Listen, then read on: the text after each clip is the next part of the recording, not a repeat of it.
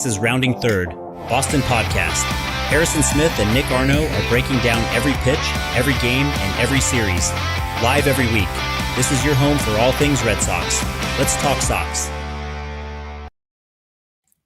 Welcome back into Rounding Third Boston, Episode 8, Opening Series in Texas. Our first series of the 2025 MLB season is complete. It's behind us. We'll get into it. I'm Nick, and we have Harrison, as always. How are we doing tonight, Harrison? I'm great, Nick. How are you?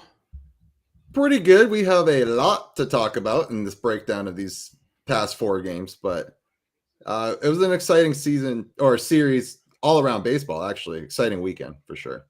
Yeah, I saw somebody post online, is baseball opening day greater than the Super Bowl? And I'm like, obviously. Yeah, but I don't even think it's close at this. The only reason you watch Super Bowl is for the commercials, and those stink now. The games usually stink anyways, but yeah, like opening day, I was talking to somebody else online, should be a national holiday. Let's start a movement. Yep, I'm all in. Well, I already take it off from work every year, so it is for me. Anyways, all right, before we get going, make sure you follow and like us on Facebook. You can subscribe on YouTube. You can also follow on Instagram, Rumble, and TikTok. All the platforms, we are there. You can also listen on Spotify and Apple Podcasts or wherever you get your podcasts.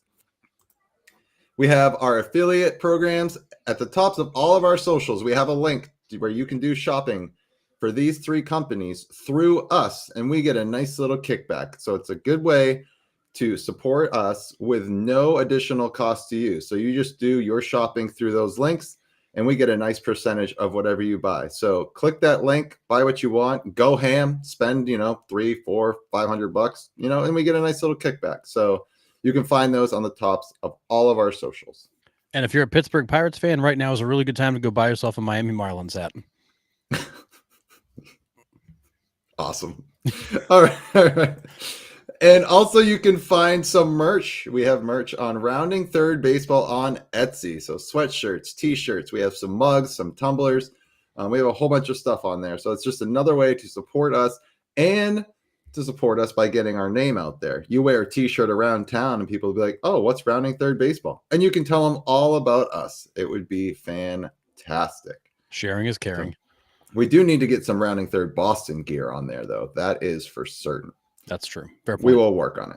All right, let's get into the opening series. Let's start with game one.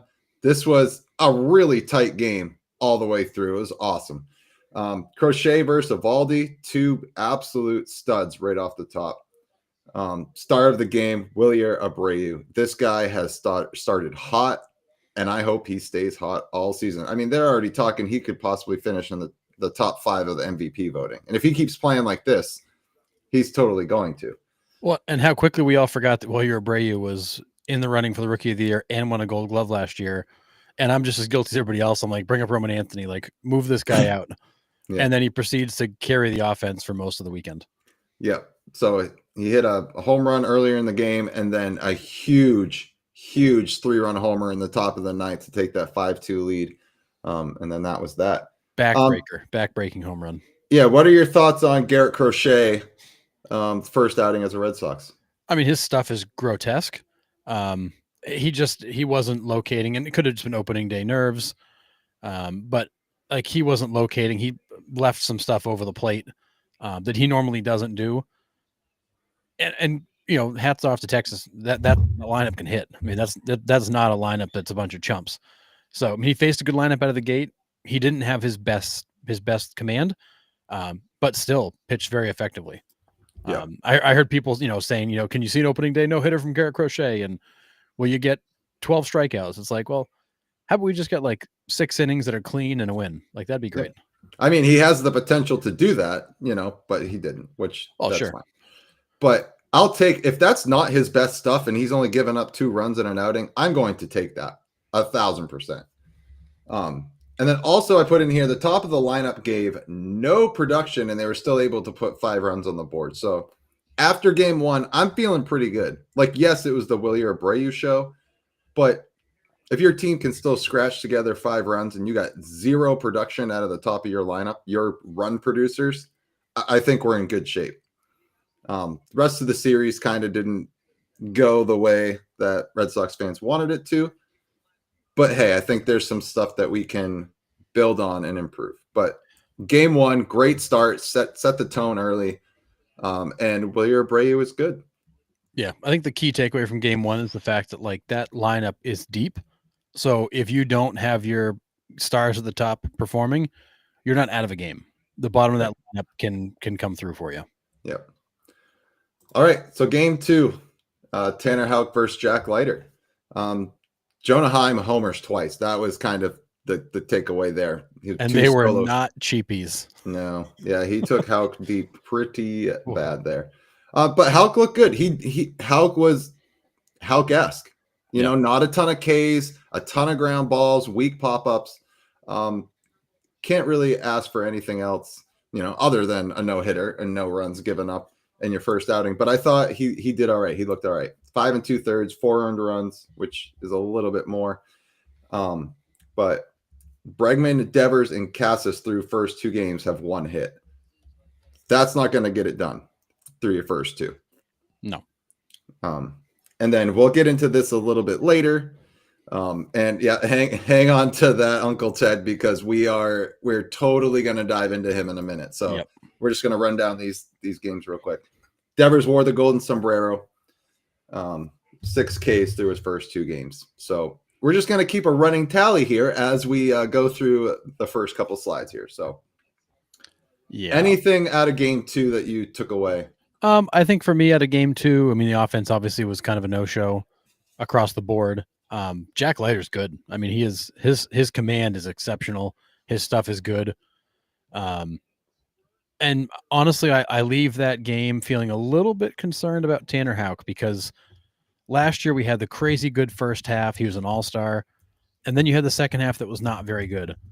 And this is kind of a continuation of that second half where, you know, 4 runs and 5 2/3. That's an ERA north of 6. That's not really where he wants to be. Again, good lineup. But I think we saw the second half Tanner Houck last year was not super great. And this looks like second half of last year, Tanner Houck. Yeah. I honestly didn't think he looked that bad. I mean, yes, 2 mistakes to Jonah Heim puts 2 runs on the board. You know, those are mistakes. Yep. But you take those away, he gave up 2 earned runs, which again you can kind of live with. But you're kind of expecting the Boston Red Sox to be able to score 4 runs in a game. And in today's game where everyone's dropping and driving, like offenses are putting runs on the board. I don't think this is a terrible outing. Does he have room for improvement? Absolutely, for sure. But yeah. But that's kind of the story of Tanner Houck. It's always if he didn't make that mistake, he would have been okay. But the problem with Houck is when he makes a mistake, it's bad. Yeah. And his stuff is not good enough to overcome it. He's got to work. He's got to dot the edges, work just off the plate. When he comes back over the plate, he gets killed. Yeah. And that was the second half of Tanner Houck last year. It was too many mistakes in the fat part of the plate. Yeah. And that's what we saw yesterday. He made 2, if not 3 big mistakes right down the chute that got absolutely punished. Yeah. Uncle Ted, platinum sombrero is 5 Ks in a game. A golden sombrero is 4. Yep. So, yeah. It was a little bit rougher to watch for sure. Didn't really feel like the Red Sox were in this one at all for me. That's kind of my overall takeaway from game 2. It started fast and they were just never in it. Yeah. All right. Game 3, Walker Buehler versus Tyler Mahle. 3 more strikeouts for Devers. We're up to 9 at this point. Adolis Garcia takes Buehler deep. Absolute tanks. This guy hits. That was a missile. It is, my God, dude. When he gets a hole in one, it goes a long way. And it's loud. His contact is so loud. You can hear it. Like if you're just listening to it, you don't even have to watch the screen to know that it's gone. Like just the sound that it makes off the bat. You're like, yep, that one's hit 500 feet. It's different. I mean, the sound is different when he hits one. Like even that ball that he sculled into the left center field gap, like the sound of that one was like gunfire. It was so loud. Yeah. Walker Buehler, 4 1/3 innings, 7 hits, 4 earned runs, 3 Ks. I think this is, again, I think it's jitters. You're a new team.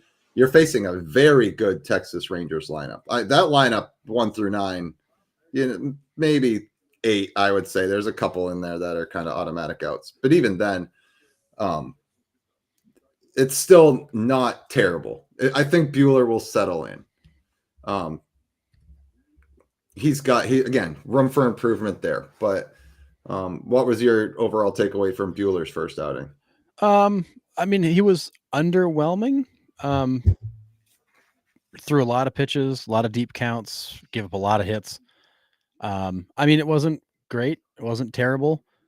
It was kind of a blah, get it out of your system and come get him next time. And I don't know if he's putting pressure on himself to get off to a good start, if it's the jitters of opening day, if it's just an adjustment period. I don't know. But I will say, and we'll get into this a little bit later, Buehler wasn't exactly lights out this spring either. He was good. And this is more of the same, I think, from him. So I don't know. I think he's shown he tends to be better as the season goes on. And I hope that's the case. Yeah. Campbell's first career MLB home run. That was, a nice shot to left center. That was beautiful. And this kid's good. It's going to be fun to watch Campbell. And, from all indications, the Red Sox made the right choice on who to bring up. So, yep. He's fit right he's had a good series. And really, if he doesn't have that ball pop out of his glove, they win that game. Yeah. And that was an insane. That was the jump he got, the ground he closed, and the fact that he even got to that ball was amazing. And then literally to have it's just on the edge of the glove and flips out on impact. I mean, that would have been one of the greatest catches you would have seen all season.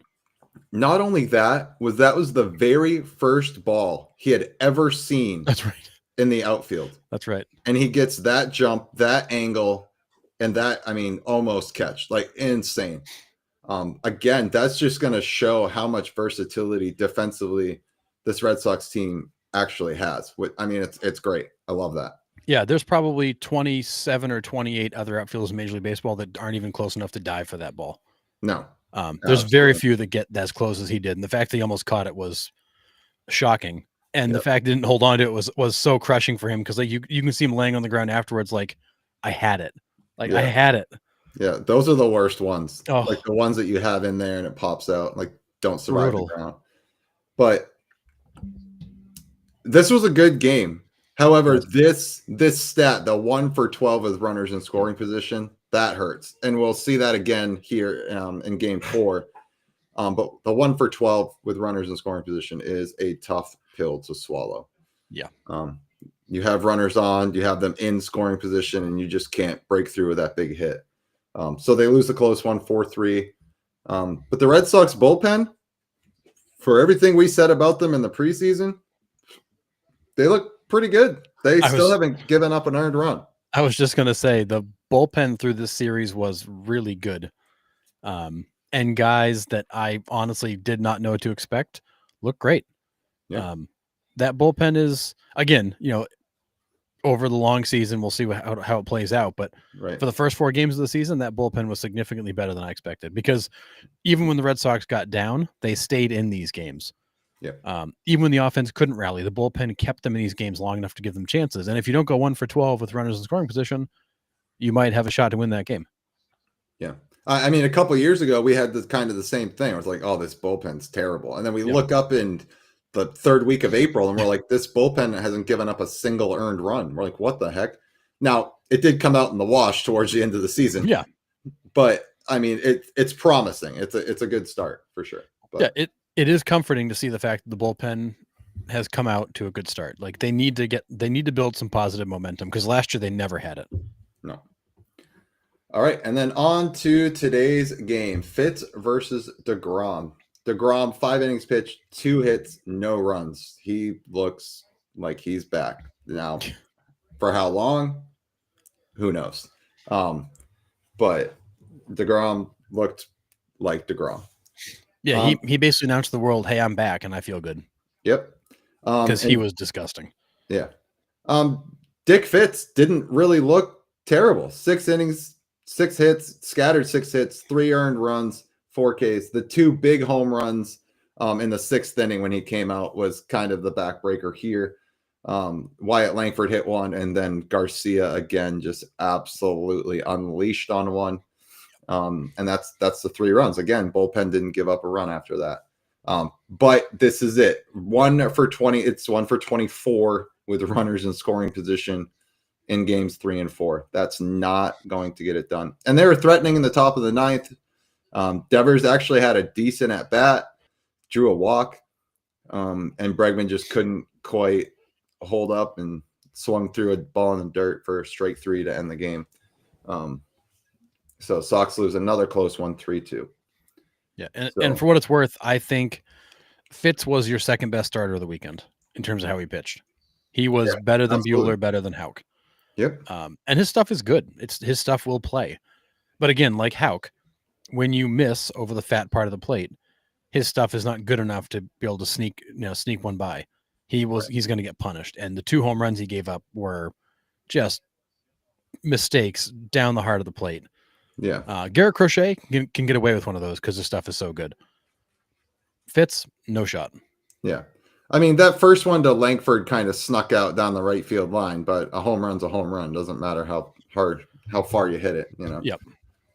Just ask the Yankees. But Garcia's was absolutely punished. That was destroyed. Yeah, absolutely. So I feel bad for the person that tried to catch it. Yeah. All right, so let's get into Wilyer Abreu. He sets a record for reaching base in his first 7 plate appearances to start the season. So that was game 1, game 2. He just gets up, it's like, all right, I'm just going to get on base now. Pretty remarkable for coming off not playing a single game pretty much in spring training because he was sick. This just shows the promise that this kid has, and I'm excited to see a full season of Wilyer Abreu. Yeah, I mean, he was the story of game 1. He was really all they had in game 2. And he was still doing stuff in game 3 and game 4, but he was kind of by himself at that point. So, but I mean, he certainly made a statement like you guys all wanted Roman Anthony and forgot about me. Well, let me remind you who I am. Yeah. And he had a great series. I mean, he was the Red Sox best player of that series. And honestly, without him, they don't score half the runs they scored. And this would have been a 4-game sweep that we would have all been sitting here going, oh my God, this team's in trouble. Yep. He was the easiest fantasy pickup for me this weekend, hands down. Yeah, I bet he was. Hands down. We talked about Christian Campbell. So first big league hit in game 1 and then first big league home run in game 3. What do we think the ceiling is for this kid? I mean, it's tough to tell this early, but I mean, the swing is good. It is short. He's got good length in his finish. He's got defensive versatility. He's got speed. I mean, he does a little bit of everything. I mean, he reminds me a little bit of a larger version of like a Jose Altuve who can kind of do it all. He has good at bats. He wears pitchers down. He doesn't swing at bad pitches. I mean, he does a little bit of everything, and it's hard to put a ceiling on him right now, but I think that the ceiling's very high. Yes, I agree. It's very high. Yeah, he had a great series. Between him and Abreu, I think they had fantastic series. And I hope this isn't a flash in the pan. I hope this kid is up to stay because he will make a big impact if he keeps playing like this for sure. And we might be talking about Rookie of the Year. So yeah, and the way he plays the game too, like he's got this ease and this smoothness to it. Like he never looks like he's rattled. Even like running like hell to chase that ball down that he dove for. Like very much fully under control. Yeah. And in some ways he's got some of the same characteristics like Mookie had when we saw him come up. Like just stepped right in. The stage wasn't too big. The moment wasn't too big. Nothing seems to bother him. He just goes out and plays well. Yep. Great. Here we go. Let's dive into it. So with Rafael's early struggles, is he still in his own head with his DH role? He's had the worst start of any player in Major League Baseball history. 0 for 16 with 12 Ks. Is this mental? Is this physical? Is this both? I feel like this has to be physical. I mean, they just literally spent the whole weekend throwing fastballs by him. He can't catch them. He cannot physically catch up to the fastball. No. Which tells me he's either not ready because he had so little time in spring training, or he's not healthy and cannot get enough juice out of that shoulder to get the bat around. I don't know which one it is, but his swing is slow, The bat is slow. His reactions are slow. And they just pumped fastballs by him all weekend. And Yeah. it wasn't even competitive. No, they weren't. He wasn't even close. It was terrible. Yeah. I don't know. I mean, there was a comment back here. Where did he say it? Yeah, he needs more than 12 at bats, and it's not enough for spring. I totally agree with that. Yeah. There's certainly a level of he's just not ready yet. But yeah, for a guy like Devers who feasts on fastballs, especially like fastballs in bad locations, like he was whiffing on stuff down the middle. Like they were just like challenging. Like, here it is, big boy, hit it. Yeah. And he couldn't. I do think when you look at Devers and you look at a picture of Devers last year, he is way out of shape too. Yeah, I agree. He is significantly heavier than he's been in the past. That bat is slow. The reaction is slow. I think he's out of shape. I think his shoulder's not 100%.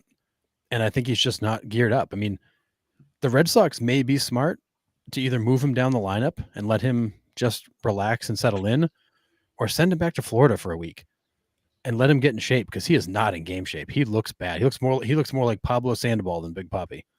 Yeah, there was a slider that was hung over the plate at the end of game 4 there of today's game, that when he is even semi right, he doesn't miss. Yeah. And he wasn't even close to it. I mean, it's painful to watch right now. And I think some of it is mental. I mean, it's got to be mental at this point, right? He knows he's got 12 Ks and 16 at bats going up to the plate now. He didn't set the tone in spring training by saying what he did and having everybody jump down his throat because of it. Also doesn't set a good tone. And now he's trying to play catch up and to prove his worth, and he can't. I think he's all in his head right now. Yeah, I think there's a lot of that. I think we know from experience, like a stretch like this has a way of piling up on you. Like now you're overthinking, you're trying to guess, you're trying to find some way to get an advantage, and you take yourself completely out of your own rhythm and routine and make it worse. Yeah. And the way he was trying to like jump at pitches, it's almost like he was trying to guess fastball when it wasn't a fastball, and he was way ahead of it. And then he'd hang back and get the fastball thrown right by him. There's a lot of things going on right now, and none of them are good. Yeah, agree. All right. Before we get into that, we do have a question about the Yankees' new bats, and we'll cover it more in the other show after this. But I don't have a problem with them. The MLB has come out and said they're 1,000% legal, and it is what it is. I mean, if it works, everybody's going to start doing it. And you have seen them across the league. Dansby Swanson used one today in the Cubs Diamondbacks game. So it's not just the Yankees. Everybody else is kind of picking up on it. And if you're going to put more weight on where you're making contact on the bat, I mean, why the hell not? Yeah, part of me goes, duh. Like, why wouldn't you? Because we all know most of your contact is made from base of the barrel down to the handle where it starts to taper, like Right. down by the logo. That's where most of your contact happens. But yet that's where the bat tapers. Why wouldn't we have had that be the fatter part of the bat and have the barrel taper? Because these guys don't get a lot of balls off the end of the bat. They get some, Right. but they get more towards the label than they do towards the end. And it took a physicist to tell us what we probably all already knew. Right. But I mean, based on rule, was it 3.02 they reviewed today? Like the bats are totally legal. They meet all the standards requirements in terms of length, weight, barrel minimum, barrel maximum, all that stuff. Yep. Where the barrel starts, where the barrel ends, like it's all within the rules. It just took somebody from outside baseball to be like, hey guys, like you're missing the point of like where you should be putting the best part of the bat. You've moved it too far down the bat. Right. And honestly, I think given where pitching is these days, hitters need whatever advantage they can find. And if shifting up the meaty part of the bat makes a difference, which apparently it has, although Dansby Swanson didn't do much with the new bat, but he went deep today. Oh, did he go deep today? I missed that part. Earlier in the game, he hadn't done much. Okay. Yep. If I'm a hitter and there's a potential advantage for my bat, I'm going for the bat. It's no different than like when Mookie Betts started using the axe handle bat. Right. And people are like, oh my God, what is this? Now a bunch of guys use axe handle bats because it's actually more comfortable for your bottom hand. Anytime there's an advantage to be had, these guys are going to find it and take it. Oh, for sure. And I have no problem with it. Nope. Now, if the All Yankees right. hit 9 home runs on a regular basis per game, I may start to object to it. But at the same time, Nestor Cortez and Thomas they weren't going to get a Little League team out with the stuff they had. So it wouldn't have mattered. No. So, whatever. All right. Drastic reactions after the first series of the year. So I know it's early. But We're Red Sox fans, Nick. Right. This is when we jump off the bridge. Exactly. What worries you the most about this team? The two I put in here, runners left in scoring position, and then Devers' mental and physical status. Those are the two glaring things for me, I think, coming out of this series. Yeah, I think runners in scoring position, that's an issue the whole team's having. They just can't get hits when it matters. That is concerning, to be 1 for 24 over that 2-game stretch. And close games. Like the Red Sox have to be able to win close games. Yes. If they're going to make a run at winning this division. And if you can't hit with runners in scoring position, it's going to make it really hard to win close games. So that to me is a really concerning trend. Devers is obviously a problem. Casas was also not. He was all over the place this weekend. Bregman came around in game 3 with a couple of hits. He started to get back. He started to get turning things back around. But the top of the order they disappeared almost completely. Duran had a couple of hits. He had some at-bats that just really weren't good. No, but Duran is Duran. He's one. We said this last week. He's 1 for 4 with 2 stolen bases every game, and that's pretty much what he's been doing. He has a couple walks. He's got stolen bases. He's good for a hit a game. Like that's Duran, I think. Yeah, and I'm not worried about him so much. He did have some really ugly at bats, but yeah, I chalked that up to early in the season. And you did face some good pitching. I mean, hats off to the Rangers. That is a good team. That's a playoff team. That's 1,000%. Yeah, it's not like you started off against the Pirates or something, and you're miserable because you couldn't hit guys that don't belong in the major leagues. That's a good team, and you got a good test out of the gate, and you didn't respond well to it. But I do think the runners in scoring position are a problem. The top of the order is a problem. That'll fix itself. Yeah. Thank God for Wilyer Abreu. Otherwise, it would have been a really long weekend. Yes. Starting pitching was so-so. Bullpen was good. Yep. Agree fully across the board. Do you have anything for drastic reactions? I do. I got 5 overreactions, Nick, that I want you to respond to. All right, let's go. Let's hear 'em. All right. Overreaction number 1 from the weekend. Walker Buehler doesn't miss enough bats anymore. I mean, it's hard to say for me. Because he looked good in the playoffs last year. You know, I know last year is last year. It's not this year. He has a lot to prove this year, like I've said the last few weeks. I'm chalking this up to it's the first start on a new team. And I think Andrew Bailey will help him considerably. I think he'll go back to the drawing board. He'll watch this outing. He'll fix some things. Walker Buehler has a ton of talent. I'm not worried about Walker Buehler at this moment. Now, if nothing changes in the next few starts, then now we're kind of talking. But he might have to learn how to pitch differently. He's not the power guy that he was when he first came up. I do agree with that. Yeah, his velocity was definitely lower the other day than it used to be, like notably lower. Yeah. So, all right. Yeah. Overreaction number 2. We won't see Roman Anthony in Boston this year. It's hard to say. It's so early. We haven't had injuries. These overreactions, Nick. I know. We haven't. We'll see him. I know for a fact we will. I don't think we go a full 162 without seeing Roman Anthony. I really don't. Okay. Fair. All right. Overreaction number 3. Christian Campbell is the real deal and is the best of the big 3. At this moment, yeah. He's the only one on the club, so you have to say that he is. I mean, really. Anthony hit 2 bombs in Worcester today, by the way. Okay, well, maybe not. I don't. I don't know. It's really hard to see. Like, if all 3 of them were on this team to start, then you'd have something to grade on, right? Yep. But it's hard to argue with what Campbell's done in this series to say that he's not the best of the big 3, because he might have the best overall all-around game of the 3 after watching him this weekend. So fair point. Kind of agree. Fair point. All right. Carlos Narvaez will push Connor Wong for more starts. 1,000%.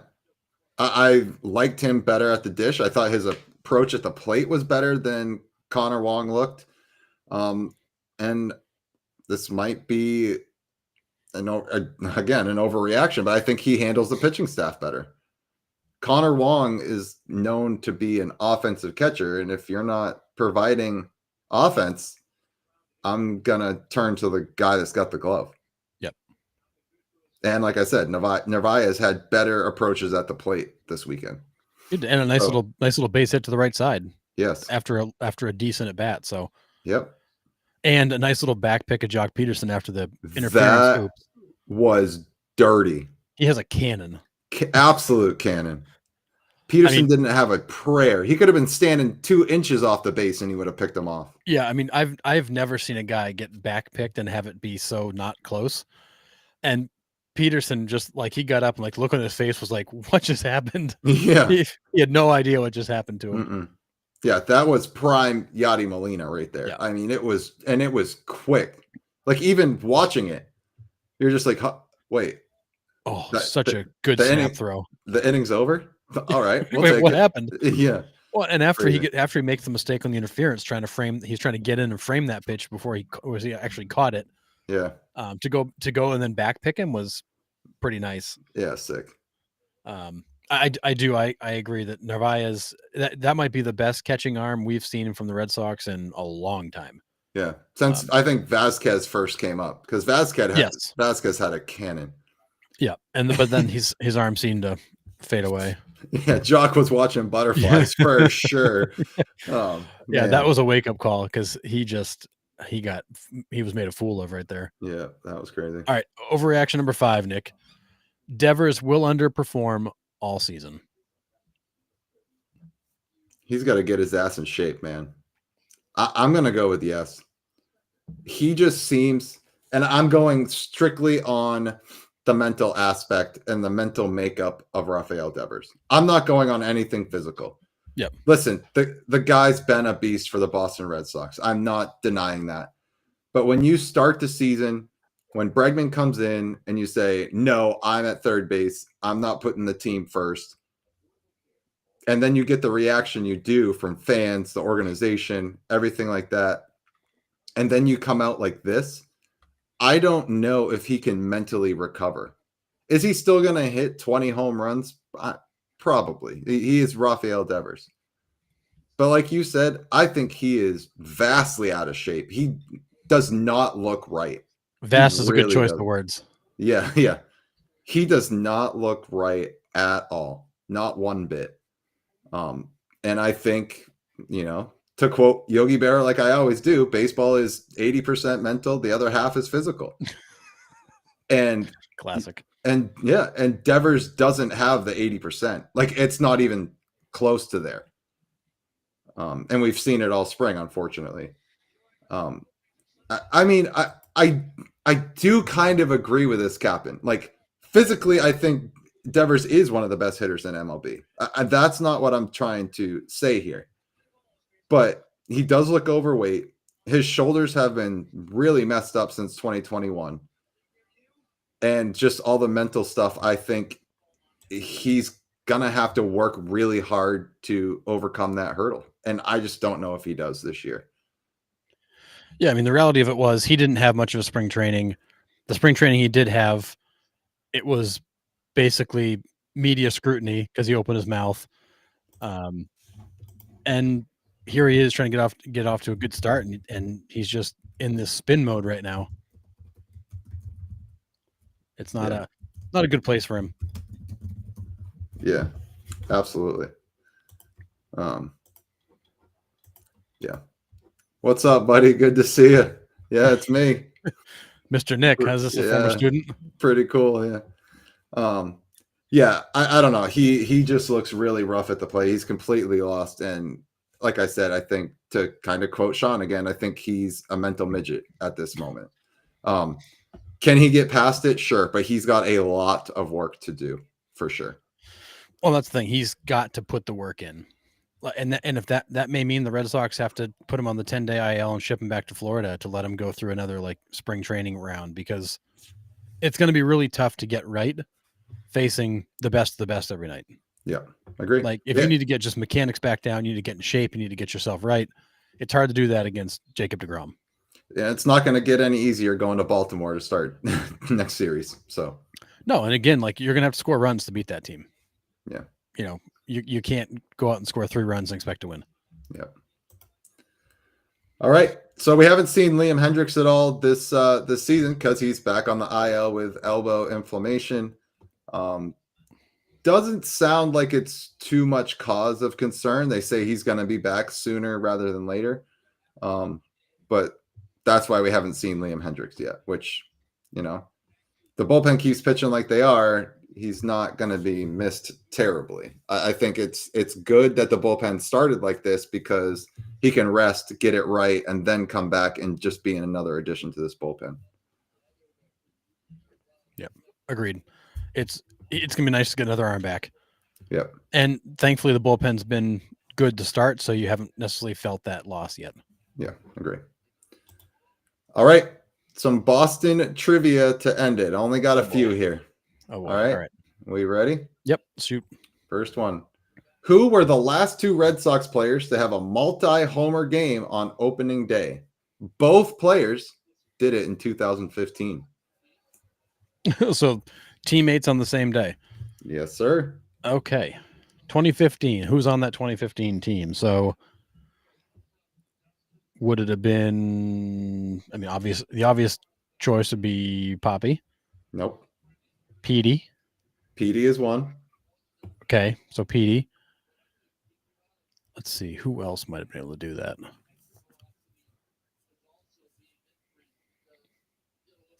Oh, look at that. Yeah, that's pretty awesome. Thanks, man. I appreciate it. That's pretty cool. Thank you. I can't believe you're paying these kids to come on and comment about you. Hey, I don't work at the school anymore. All right. So Petey. Right, Petey. Yep. 2015, that was kind of that weird in-between phase. They had guys coming and going. Yep. So think of a guy that got shipped out. He came up with the Red Sox. Oh. Was involved in a big trade and then ended up back with the Red Sox. It's got to be Hanley then. It is Hanley. Yeah, good. Pedroia and Hanley. I vaguely remember this when this comes through. I remember Hanley's home runs. Yeah. But I don't remember Petey's. But Hanley hit moonshots. Oh yeah, for sure. All right. Which players from 2024 also started opening day at the same position in 2025? There were 5 players. Let's see. Was Hamilton at second base to start last year? No. Oh, no, he didn't play on opening day.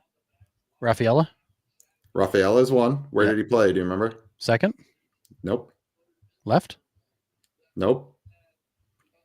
Center? He was in center. Oh, I felt like he played left. Okay. All right. Rafaela Duran? Yep. He was in left. That's right. Those 2 flip-flopped. Wong? Wong. Let's see. Abreu? No. That's right. Abreu didn't really come on until later. Oh, Story? Story. And there's one more. It's had a slow start. Devers? No. Say, because he would have been third base. So let's see. You went Bregman, Story. Who am I forgetting? Casas, Wong. Yeah, Casas. Oh, I thought I said. Sorry, I thought I said Casas. No. Yeah.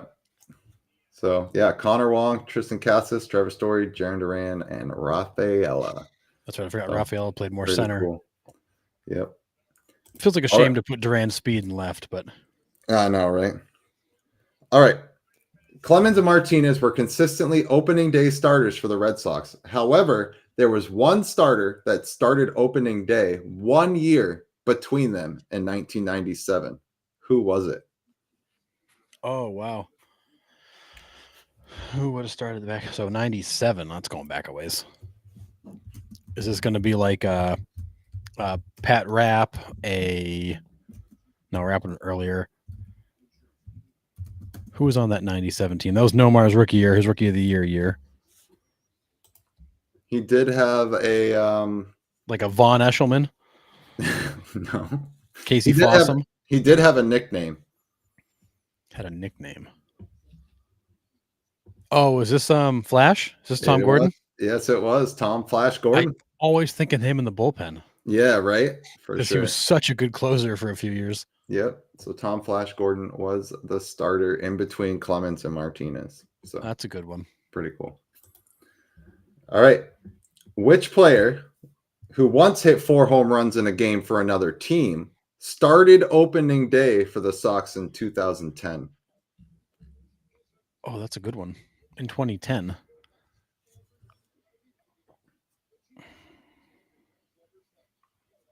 Who once hit 4 home runs?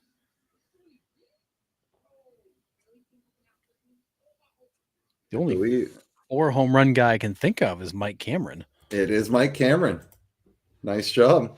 All right. He started center field opening day for the Sox in 2010. Yeah, because I'm like, I can't think of a single 4 home run guy. And I'm like, well, all right. Yeah. Because I originally was thinking like Lowell, and I'm like, that's timeline doesn't line up. No. Yeah, Mike Cameron. So pretty cool. That dude he was good for a long time. Yeah. Yep. And didn't really pan out in Boston. But yeah. So just a few trivia questions this week, because I figured, we were talking a lot about the series and stuff like that. But love it. Yeah. Do you have anything else that you want to add for Boston this week? I mean, we'll have a lot more to talk about next Sunday because we'll have 2 series to break down. But anything else from this opening weekend or Red Sox related that you want to touch on? Nothing from the opening weekend. I do think it's worth noting that, according to reports, the Red Sox are deep into negotiations with Christian Campbell on a long-term extension. Please. Not obviously not uncommon this day and age. You sign them early, you buy out all their arbitration years. You sign them for a longer term, so you get to lock in a lower rate, but they make more money in the end. You get to lock in a lower rate. We've seen this with a lot of young players, and I think making that move with Campbell is smart. Let's just do it now. You like what you see. You don't suspect he's going to fall off. At least not fast enough to have to make a change. So go get him. Lock him up now. Sign him to a 7-8 year contract. Give him the comfort that he's the guy for a while, and let the kid go play. Yep, absolutely. Sign him and let him loose. That's for sure. I'm with you. Yeah, so, I like it. I do too. I mean, yes, the Braves have had a lot of injuries, but you look at what the Braves have done with all their young guys too, right? They've done it. All their guys that they brought up, that's like, you're signed to long deals. And it seems to be working out with them. It's sustaining a foundation that, they can go out and win. And then they just fill in the pieces around them. So yeah, I hope Boston's on that same trajectory.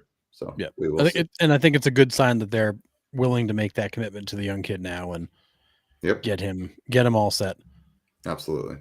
So, and then one other thing worth mentioning, kind of after the game today, there's some Alex Cora was asked about the scuffling of Devers, and Cora kind of went through a long explanation about, obviously, like, this happens and we'll work through it. But one thing they noticed is that his stance is currently a little more open than usual, and because of that, it's more his timing to get his foot back in place is off, which is why he's late on the fastball. So they're working with him right now just on rhythm and timing, because it seems like the little things like that he would have figured out during spring training, he's still trying to figure out now, and that's hard. So he had some extra cage time and stuff like that today to try to work on closing his stance up a little bit. Obviously, against DeGrom, it doesn't matter what you do. You can stand on your head and you're still not going to hit him. So, but they do feel like he has a mechanical timing issue that they're working through. Yeah, I mean, they said it on the telecast. Millar and God, who else was in the booth with them? Why am I'm drawing a blank? It was O'Brien, Millar, and Lou Merlone. Yeah, Merlone. There you go. So they were actually talking about that on the telecast, where like he looks a lot more open right now, and they can't get the front foot down. They were talking about it on the telecast, and Millar's like, "Why would you even throw this guy a breaking ball right now? He clearly can't catch up to the fastball." So Yeah. So they identified that after the game on Saturday. They worked before the game today. He was working on it more after the game, but they had to get out of town. Yeah. Crazy. But yeah, so they feel like for him it's a mechanical flaw and not anything other than that. But I do think it's deeper than just his timing. Yeah, absolutely. But at least they found something. That'd be great. Progress is good. I mean, it's pretty sad when we got excited when he fouled the ball off hard down the left field line, like the last step out of today's game. It's like, oh, he made contact, like solid contact. It wasn't fair, but at least he hit it. But yeah, he looks awful. I hope he does turn it around.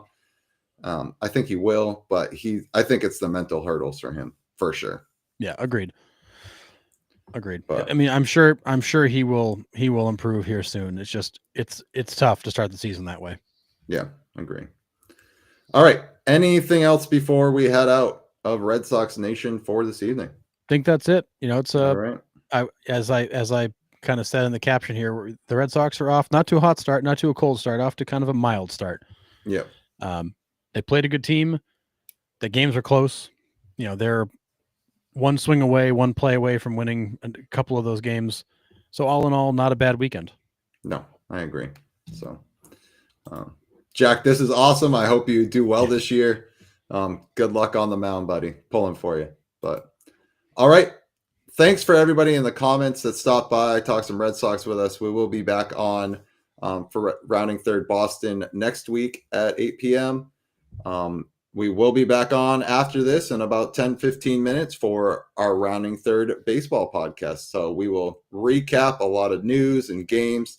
We also have some special guests on coming up. So we're excited about this next episode. But before you go, make sure you just follow and like us on Facebook. You can subscribe on YouTube. Can follow on all of our platforms there, Instagram, Rumble, TikTok. Can also listen on Spotify and Apple Podcasts or wherever you get your podcasts. And we will see you next Sunday at 8 p.m. Eastern Standard Time. Let's go Sox. Go Sox.